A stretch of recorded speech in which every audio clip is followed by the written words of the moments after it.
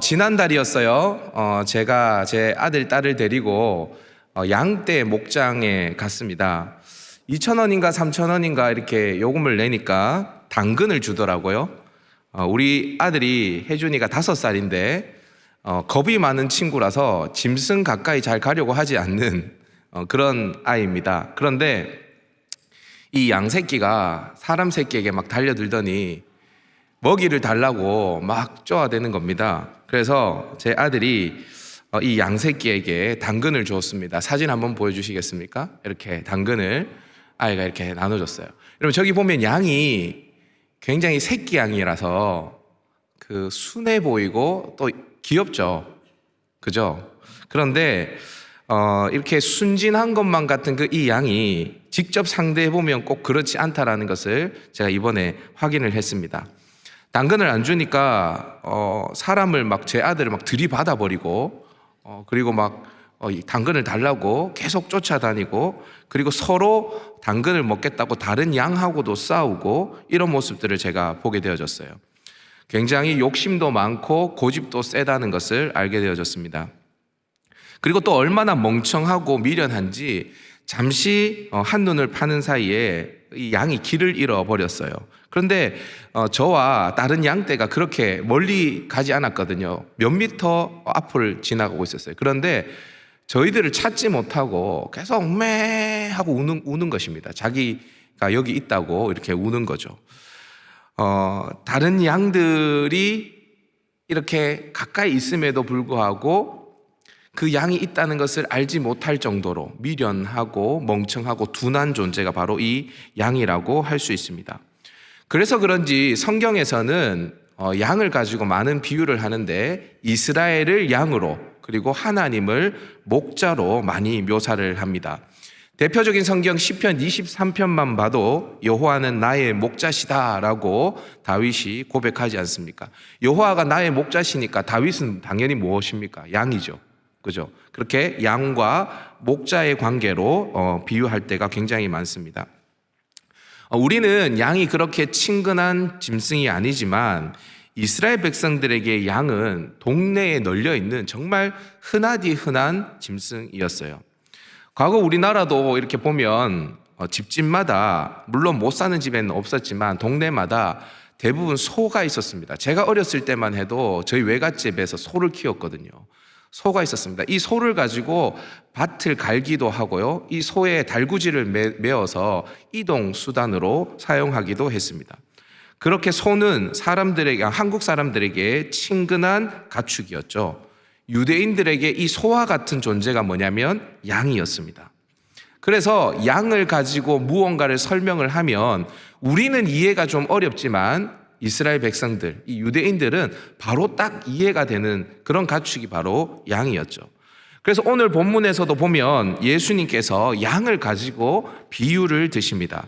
우선 오늘 본문의 구조를 한번 살펴봤으면 좋겠는데 1절부터 5절까지를 보면 예수님이 목자와 어떤 존재를 비교해서 목자에 대해서 설명을 하세요. 여러분 한번 성경을 보십시오. 제가 오늘 여기 자막을 많이 준비를 안 했거든요. 여러분 성경책을 펼치시기를 바랍니다. 1절부터 5절까지 보면 예수님이 목자와 대조해서 누군가를 등장시켜요. 그게 누구죠? 10장 1절에 누가 나옵니까? 강도가 나옵니다. 강도. 보이십니까? 강도가 나오죠. 예수님께서 목자와 강도를 대조하시면서 이 목자에 대해서 설명을 하세요. 그리고 이 강도의 특징에 대해서도 설명을 하세요. 여러분, 비유라는 것은 비유를 통해서 말하고 싶은 실체가 있다는 것이죠. 그죠? 그러니까 목자나 강도가 실체가 아니라 목자가 가리키는 어떠한 대상이 있는 것이고 또 강도가 가리키는 어떠한 대상이 있는 것입니다. 그러면 그 실체는 누구일까? 목자는 누구며 강도는 누구일까? 여러분 일단 1절부터 5절까지를 살펴보면 이 사람들이 누구인지 목자와 강도가 누구인지 정확하게 알 수는 없지만 이 목자와 강도의 특징이 1절부터 5절까지 기록이 되어져 있습니다. 여러분 1절을 한번 보십시오. 1절 자막이 없습니다. 성경책을 한번 펼쳐보십시오. 강도의 특징이 나옵니다. 1절에 강도의 특징. 여러분 뭐죠? 강도의 특징? 문을 통해서 양의 우리에 들어가지 않고 다른 데로 넘어가는 자가 누구예요? 이 사람이 강도입니다. 이 사람이 강도. 문이 멀쩡하게 있는데 양의 문으로 통과하지 않고 다른 데로 넘어서 들어가서 우리로 들어가는 사람, 이 사람이 강도입니다. 강도. 그러면 목자는 어떤가? 2절 한번 보십시오. 2절 아주 간략하게 목자의 특징에 대해서 설명을 하고 있습니다. 뭐라고 기록되어 있죠? 문으로 들어가는 이는 양의 목자다. 그러니까 강도는 문이 아닌 다른 데로 넘어서 들어가고 목자는 문을 통과해서 양의 우리로 들어가는 것이 특징입니다. 자, 여러분 목자가 누구인지 강도가 누구인지는 잘 모르겠지만 이 목자와 강도의 첫 번째 특징을 잘 기억하십시오. 그죠? 양의 우리에 들어갈 때 문으로 들어가느냐 아니면 다른 데로 넘어서 들어가느냐라는 것입니다. 여러분 왜 다른 데로 넘어서 들어갈까요? 왜? 1절 한번 보세요. 1절. 다른 데로 넘어서 들어가는 이유가 뭐죠? 절도요 강도라 이렇게 돼 있죠. 강도가 하는 짓이 무엇입니까? 절도입니다. 절도가 뭐예요? 남의 것을 훔치는 것이 절도입니다. 그죠? 왜 다른 데로 넘어서 들어가냐면 훔치기 위해서죠. 그죠? 이것이 강도의 특징입니다. 자, 두 번째 특징을 한번 보십시오. 3절에서 5절 사이입니다. 3절에서 5절. 일단 3절, 4절을 한번 보십시오. 목자의 특징이 이제는 먼저 등장합니다. 목자의 특징 한번 보십시오. 뭐라고 돼 있어요? 목자는 자기의 양의 이름을 불러서 그 양을 인도합니다. 그죠? 양도 목자의 음성을 알아요? 몰라요? 알아요. 그 결과가 어떻게 됐죠? 양들이 목자를 따라가요. 자, 다시요. 목자는 양의 이름을 알아요. 그리고 양도 목자의 음성을 알아요. 그래서 그 결과 이 양들은 목자를 따라가요. 그죠? 그러면 5절 한번 보세요. 5절 강도의 특성. 타인의 음성, 그러니까 강도의 음성을 양들이 압니까 모릅니까? 모릅니다. 그래서 따라가요 안 따라가요?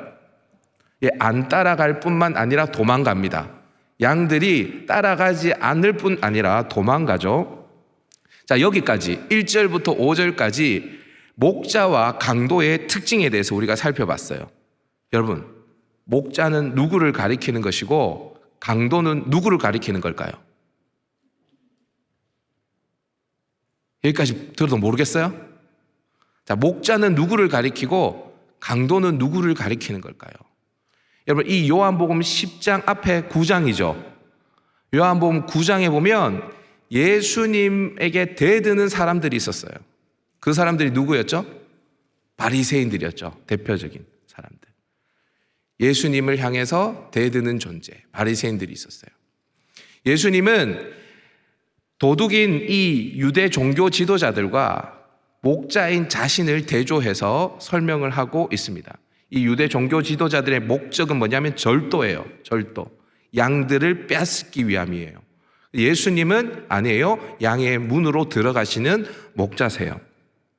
자, 여러분, 우리는 이렇게 제가 설명을 해드리니까 여러분 대충 이해가 돼요, 안 돼요? 이해가 되죠?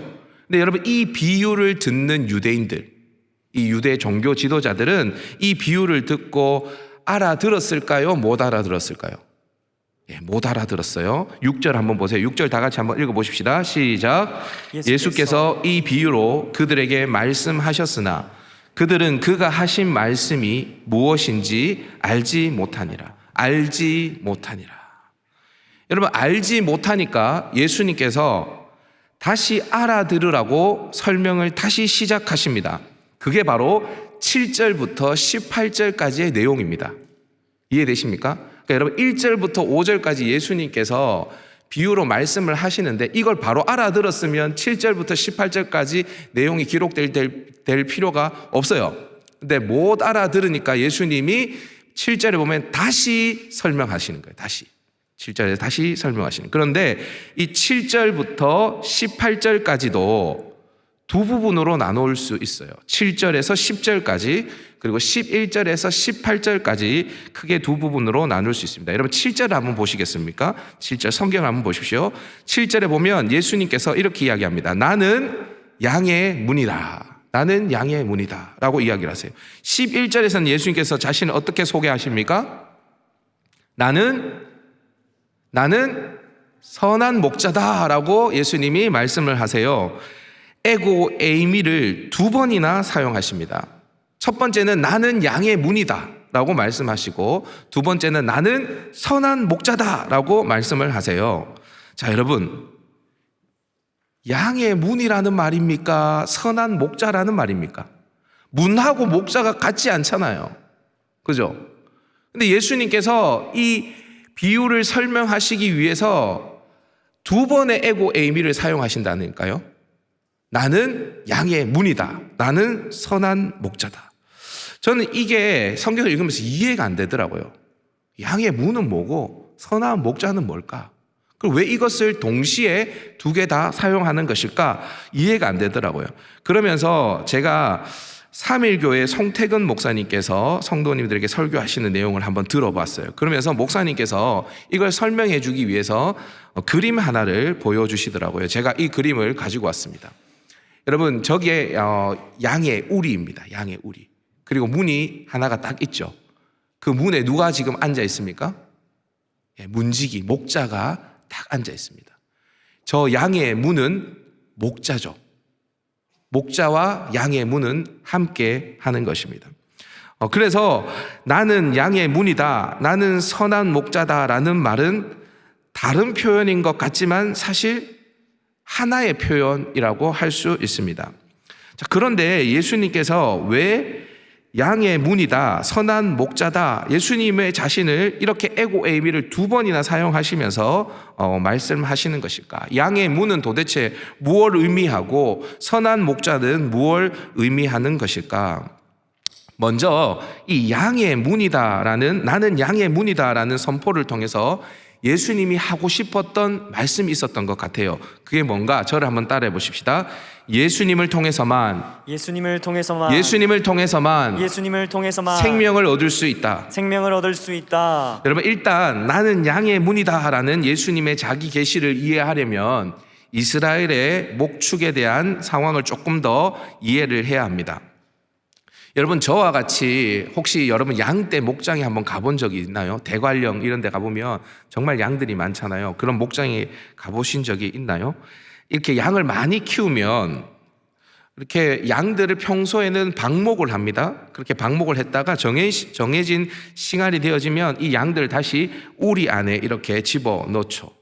그런데 사실 방목하는 곳이나 또 우리 안이나 그렇게 멀지 않습니다. 그리고 때로는 우리가 드넓은 이 들판이어서 그 우리에서 그냥 양들이 살기도 해요. 그죠? 그런데 이스라엘에서는 양을 그렇게 기르지 않습니다. 여러분, 시편 23편을 보면 어떤 내용이 있냐면 그가 나를 푸른 초장에 누이시고 쉴만한 물가로 인도하신다라는 말도 있지만 사망의 음침한 골짜기를 지나간다라는 표현도 시편 23편을 보면 있죠.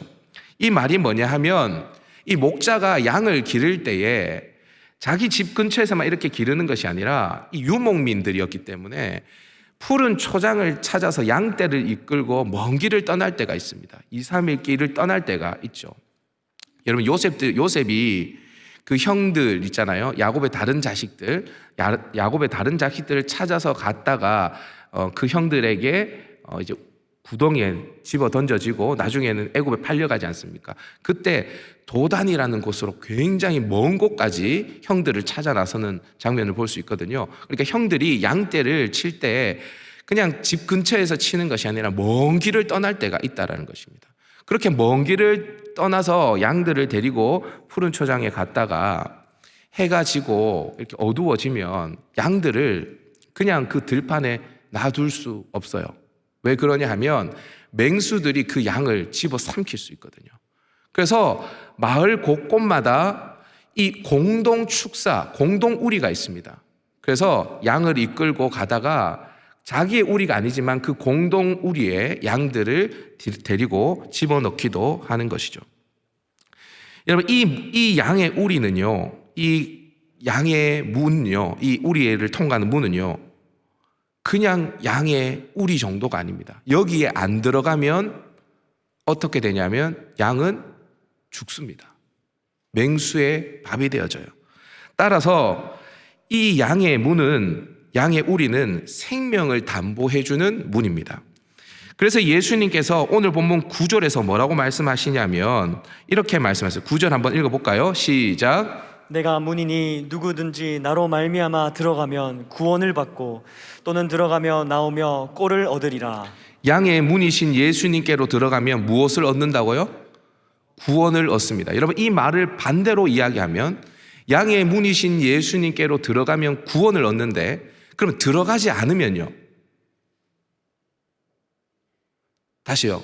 양의 문이신 예수님께로 들어가면 구원을 얻습니다. 이걸 여러분 반대로 생각해 보십시오. 안 들어가면요, 그러면 죽습니다. 멸망이에요. 맹수의 밥이 되어지는 것입니다. 여러분, 이 문은요, 단 한 개의 문밖에 없어요. 이 양의 우리의 문은. 왜냐하면 여러분, 이 우리에 문이 많다고 생각해 보세요. 문이.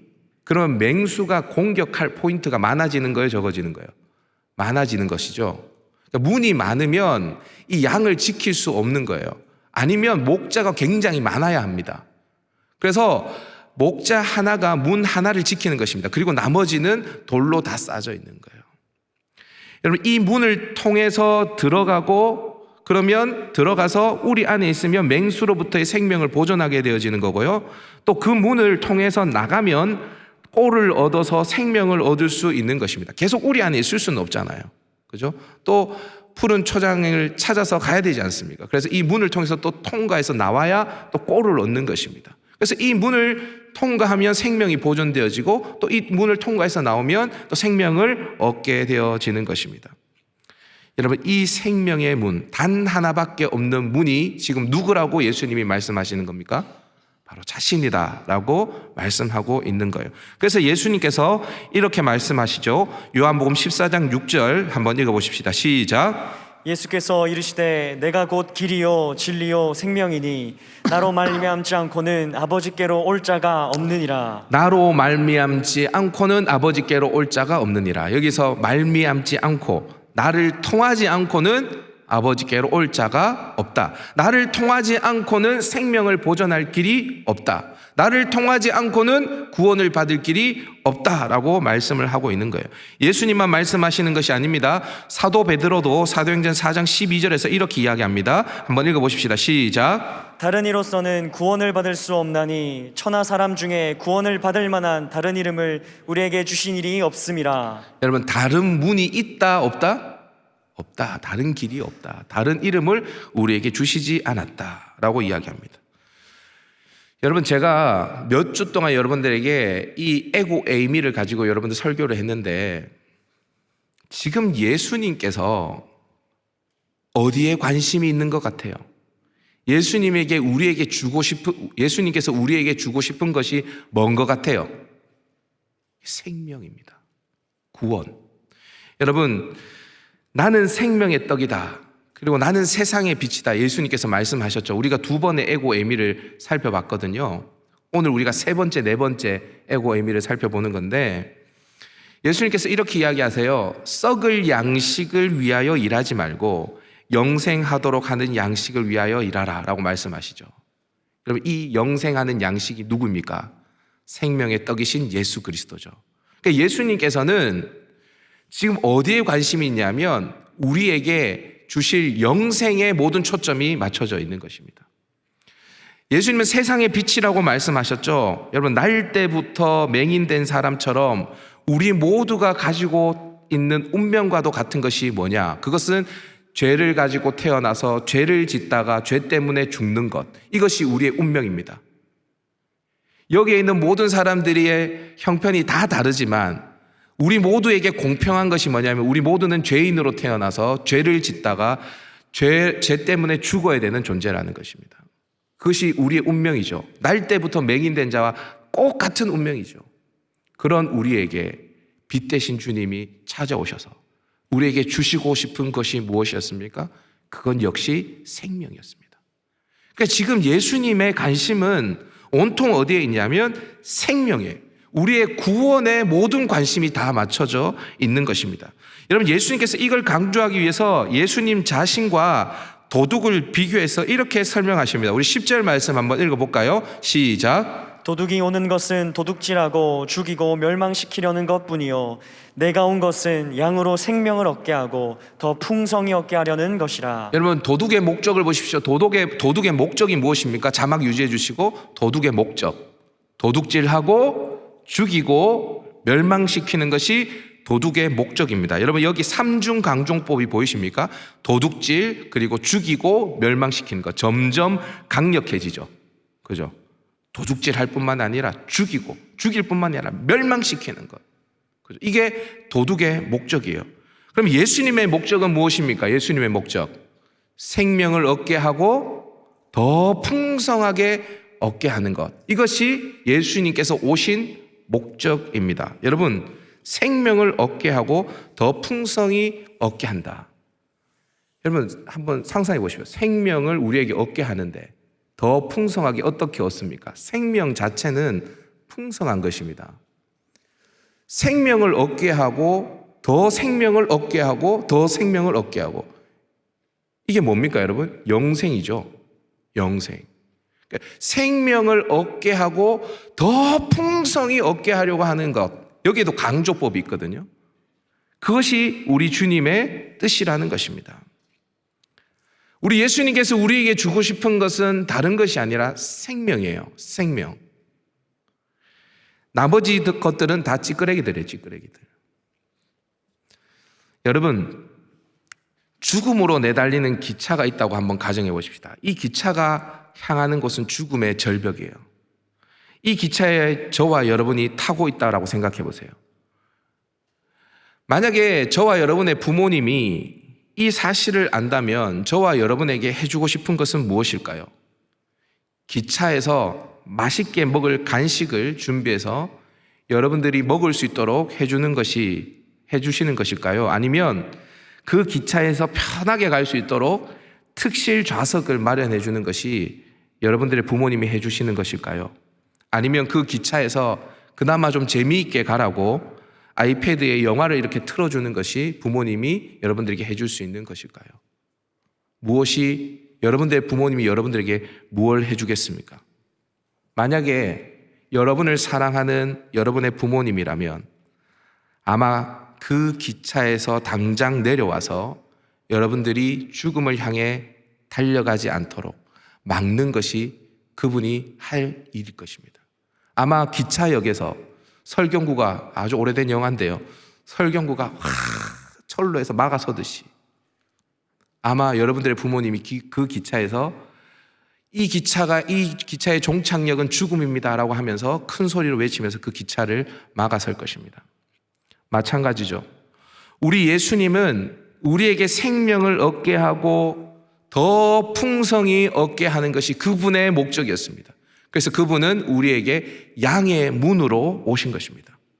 그 소중한 구원을, 그 소중한 생명을 오직 자신만, 오직 예수 그리스도 당신만이 줄 수 있기 때문에 자신이 양의 문으로 이 땅에 오신 것입니다. 자, 여러분, 예수님은 나는 양의 문이다, 나의 관심은 너희가 생명을 얻는 데 있고 그 생명을 얻는 유일한 방법은 바로 나를 믿는 것이다 라고 예수님이 말씀을 하시는데요, 이어서 예수님께서는 여기서 그치지 않고 나는 선한 목자다라는 말씀을 또 하세요. 왜 예수님은 또 다른 방식, 나는 선한 목자라고 자신을 계시하는 것일까? 저를 한번 따라해 보십시다. 예수님은 생명을 주기 위해 생명을 버린다. 여러분, 예수님은 도둑과 자신을 대조하면서, 그러니까 강도 도둑의 관심은 절도에 있고 자신은 양에게 생명을 주는 것에 관심이 있다라는 것을 양의 문이다라는 것을 통해서 말씀하셨어요. 그러면서 이 생명을 얻을 수 있는 방법에 대해서 말씀을 하시는데, 이를 잘 이해시키기 위해서 예수님은 삭군과 선한 목자를 또한 대조해서 설명을 하세요. 우리 앞서서는 무엇과 무엇이 대조되어졌죠? 강도와 목자. 그죠? 강도와 목자. 도둑과 목자. 이제는 예수님께서 뭘 대조하시냐면 삭군과 선한 목자를 또한 대조해서 설명을 하세요. 여러분, 여기에서 우리가 삭군에 대해서 조금 더 잘 이해할 필요가 있습니다. 우리가 삭군 이러면 굉장히 이 삭군에 대해서 오해를 많이 하고 있어요. 우리는 삭군이라고 하면 일단 부정적인 이미지를 떠올립니다. 돈을 받고 일해서 책임감이 없는 사람, 이런 사람들 삭군, 그죠? 양을 위하지 않고 그냥 자신의 목숨만을 위하는 사람, 삭군. 근데 여러분, 그거 아세요? 이 당시에 대부분의 목자들은 삭군이었어요. 삭군. 자, 여러분 한번 조사해 보겠습니다. 학생들은 손을 들 필요가 없고, 나는 어떤 기업의 CEO다, 내가 주인이다, 어떤 가게의 사장이고 뭐 하여튼 손 들어 보십시오.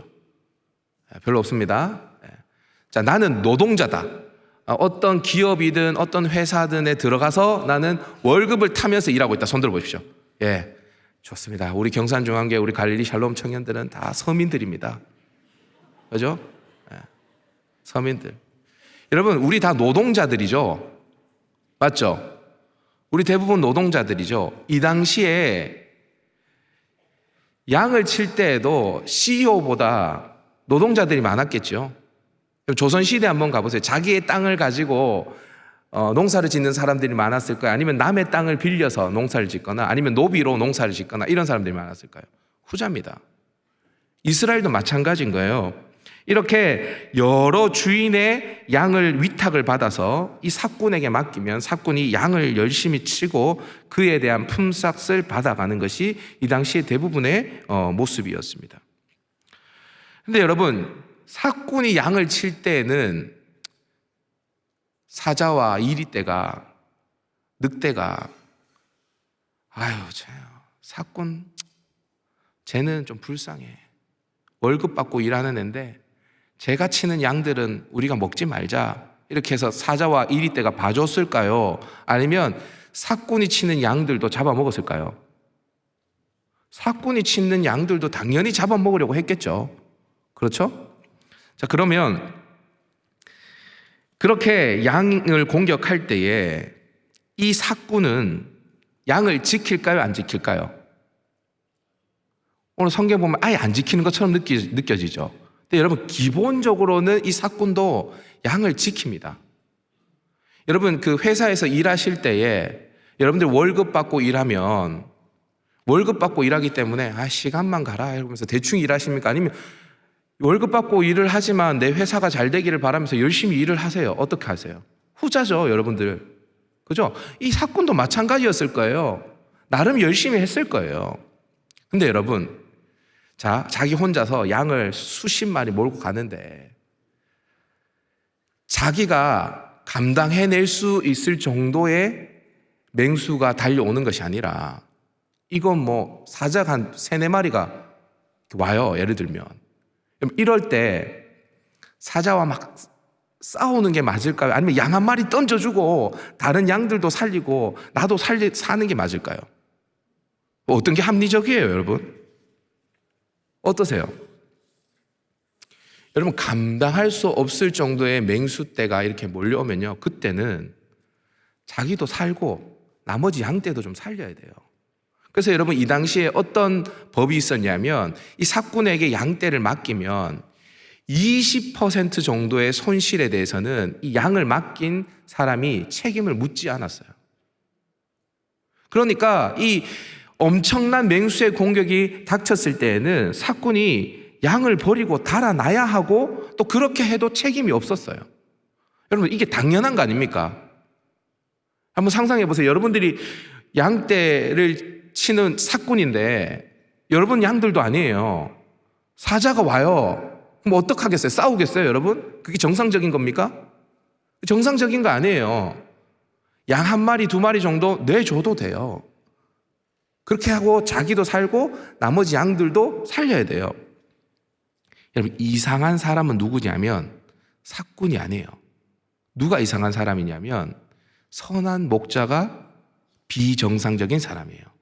선한 목자요. 여러분, 선한 목자는 양들을 위해서 목숨을 버린다라고 말하고 있죠.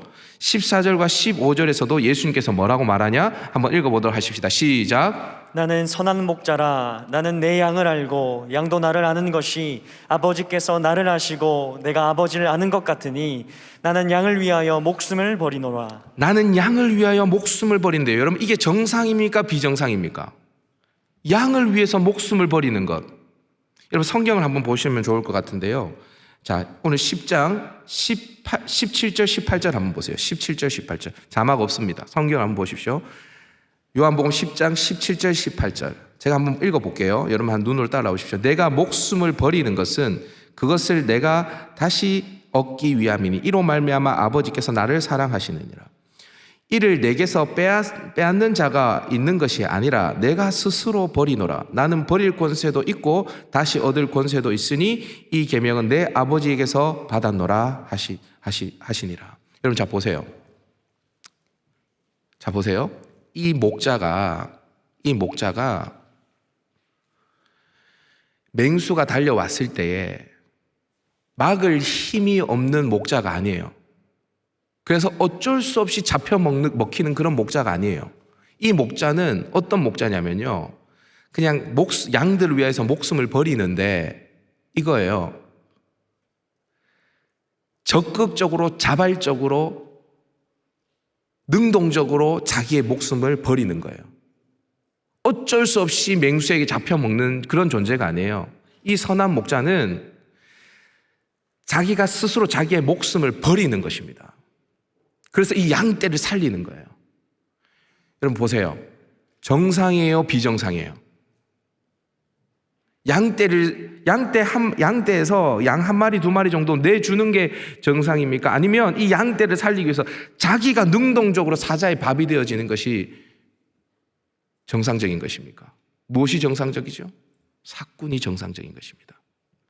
근데 여러분, 이 비정상적인 일을 누가 한 거냐면 예수님이 하신 겁니다. 왜 비정상적인 일을 하셨을까? 그것은 양을 사랑했기 때문입니다. 원래 여러분 사랑은 이성을 마비시키는 것입니다. 비정상적으로 사람을 만들어요. 여러분 앞서서 살펴본 요한복음 10장 14절 15절을 보면 주님이 이렇게 말씀하시죠. 나는 내 양을 알고 양도 나를 아는 것이 아버지께서 나를 아시고 내가 아버지를 아는 것 같으니 나는 양을 위하여 목숨을 버리노라. 여러분 보세요. 예수님과, 그러니까 선한 목자와 양의 관계를 지금 예수님이 누구와 누구의 관계로 빗대어서 지금 설명하는 것입니까? 성부 하나님과 성자 예수님. 그러니까 성부 하나님이 성자 예수님을 알고 성자 예수님이 성부 하나님을 아는 것 같이 나는 내 양을 알고 내 양도 나를 안다라고 주님이 말씀하세요. 여러분, 성부 하나님에게 성자 예수님은 어떠한 존재죠? 아들이에요. 하나밖에 없는 아들. 하나밖에 없는 아들. 여러분, 이 선한 목자에게 양들은 어떤 존재예요? 선한 목자에게 양은 어떤 존재예요? 아들이에요, 아들. 하나밖에 없는 아들요. 그래서 이 비정상적인 행동을 하는 것입니다. 이 선한 목자는 양을 위하여 목숨을 버리는 겁니다. 능동적으로 버리는 것입니다. 아니 목사님, 아무리 그래도 그렇지 꼭 예수님께서 이렇게 극단적인 방법으로 양들을 위하여서 목숨을 버리셔야 합니까? 그렇게 양을 살려야 합니까? 네, 그래야 합니다. 왜 그래야 합니까?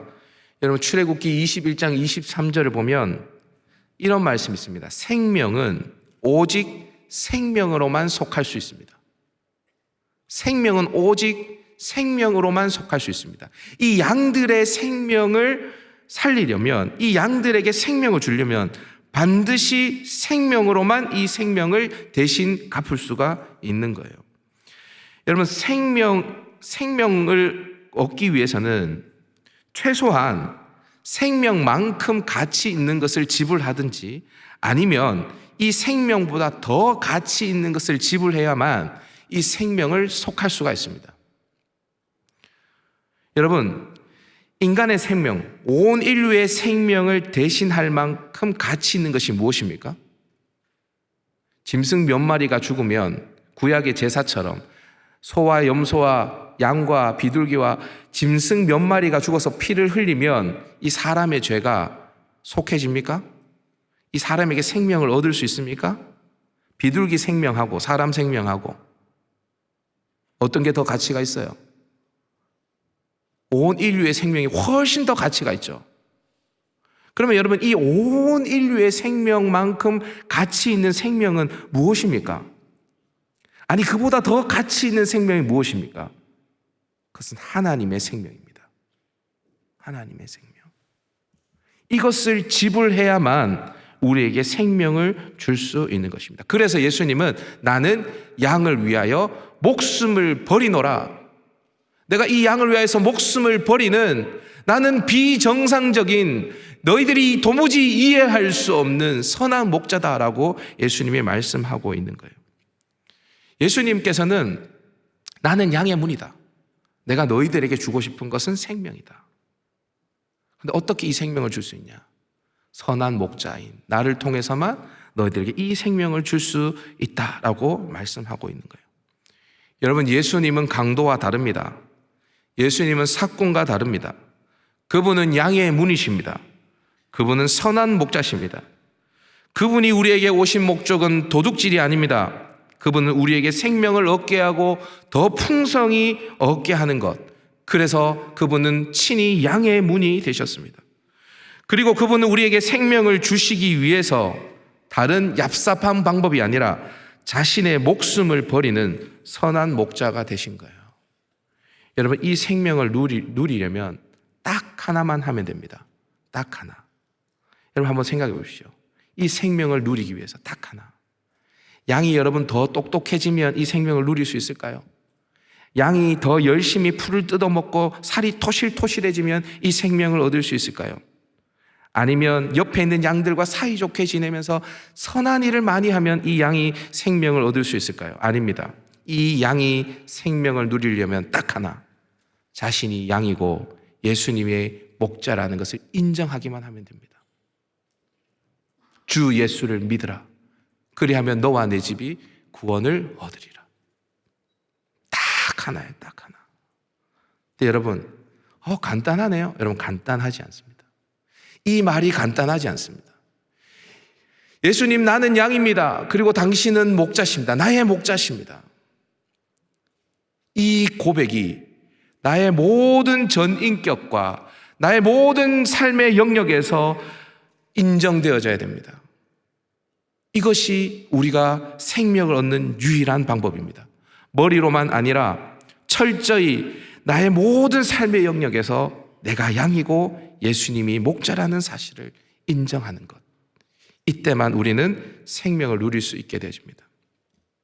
여러분, 성경을 보시면 예수님께서 이렇게 말씀하시는데, 여러분 성경 한번 보십시오. 16절 한번 보십시오. 16절. 이것도 자막이 없습니다. 16절 한번 보십시오. 또 이 우리에 들지 아니한 다른 양들이 내게 있어 내가 인도하여 할 터이니 그들도 내 음성을 듣고 한 무리가 되어 한 목자에게 있으리라. 여러분, 이해 안 되는 어떤 이야기가 있죠? 이게 무슨 말이냐면 우리에 들지 아니한 내 양이 또 있대요. 우리에 들지 않는 내 양이. 그런데 이 양들도 내 음성을 듣고 한 무리가 되어서 한 목자에게 있으리라. 그들도 예수님의 양들이래요. 여러분, 우리에 들지 아니하는 목자의 양은 어떤 양일까요? 유대인 말고 이방인을 가리키는 것이죠. 그죠? 지금으로 말하면 교회 안에 있는 사람 말고 교회 바깥에도 내 양들이 있다. 예수님께서 목숨을 버리는데 어디까지 목숨을 버리냐면 지금 이미 예수님 안에 있는, 우리 안에 들어있는, 교회 안에 있는 우리에게뿐만 아니라 우리 바깥에 있지만 지금도 예수님의 마음속에 있는 이미 창세전에 작정한 그 영혼들을 위해서도 예수님께서 목숨을 버리는 선한 목자라는 것입니다. 우리가 다음 주에 태신자 작정을 하게 되어지죠. 여러분들이 이름을 적을 거예요. 여러분들의 태신자를. 그 이름을 위해서도 예수님은 어떻게 하셨다는 것입니까? 자신의 생명을 버리셨다는 것입니다. 왜? 그들에게 생명을 주시기 위해서. 여러분 정리해 보십시다. 예수님의 모든 관심은 어디에 있다고요? 예수님의 모든 관심은 어디에 있다고요? 생명에 있습니다. 구원에.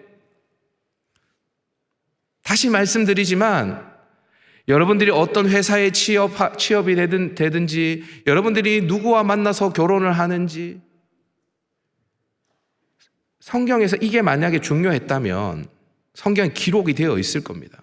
근데 기록되어 있지 않습니다. 예수님의 유일한 관심은 생명입니다. 왜냐하면 이것들이 중요하지 않는 것 아니에요.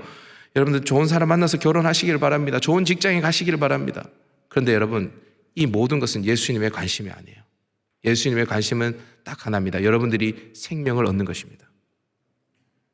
생명을 얻는 방법은 딱 하나입니다. 그것은 무엇입니까? 우리는 양입니다. 당신은 나의 목자십니다. 이것을 인정하는 것입니다. 이걸 인정하면서 생명을 누릴 수 있는 저와 여러분 될 수 있기를 주님의 이름으로 축복합니다.